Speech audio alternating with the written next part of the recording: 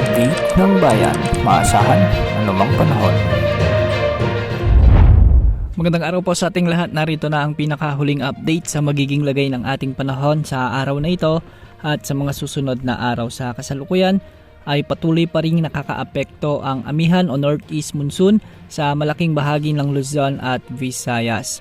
Dahil nga sa hanging amihan, asahan ang maulap na kalangitan na may mga mahihinang pag-ulan sa Bicol Region, Batanes, Cagayan, Isabela, sa may Nueva Vizcaya, Apayao, Kalinga at Mountain Province. Samantala, magiging bahagyang maulap hanggang sa maulap naman ang mga kalangitan na may mga tsansa ng mga mahihinang pag-ulan sa Metro Manila, sa nalalabing bahagi ng Luzon, sa buong Visayas, sa may Northern Mindanao at Caraga Region. Dulot pa rin ito ng pag-iral ng hanging amihan o northeast monsoon. Para naman sa nalalabing bahagi ng Mindanao, asahan naman ang bahagyang maulap hanggang sa maulap na papawirin na minsan ay sinasamahan ng mga pag-ulan at pagkidlat pagkulog dahil sa mga localized thunderstorms. Mag-ingat po dahil posible pa rin ang banta ng mga biglaang pagbaha at pagguho ng lupa, lalo na kung may mga umiiral na severe thunderstorms. Sa kasalukuyan, wala tayong minomonitor na LPA o bagyo na posibleng makaapekto sa ating bansa hanggang sa susunod na 5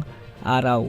Bukas asahan ang unti-unti ng paghina ng hanging amihan, kaya sa mga susunod ding araw asahan na rin na ang mangingibabaw na weather system ay ang easterlies o ang mainit na hangin mula sa karagatang Pasipiko na magdadala ng malinsangang panahon sa ating bansa. Para naman sa lagay ng mga pag-alon sa ating karagatan, magiging maalon pa rin ang mga karagatan sa may Northern Luzon, sa eastern section ng Central at Southern Luzon at sa buong Visayas. Posibleng umabot hanggang 3.7 meters.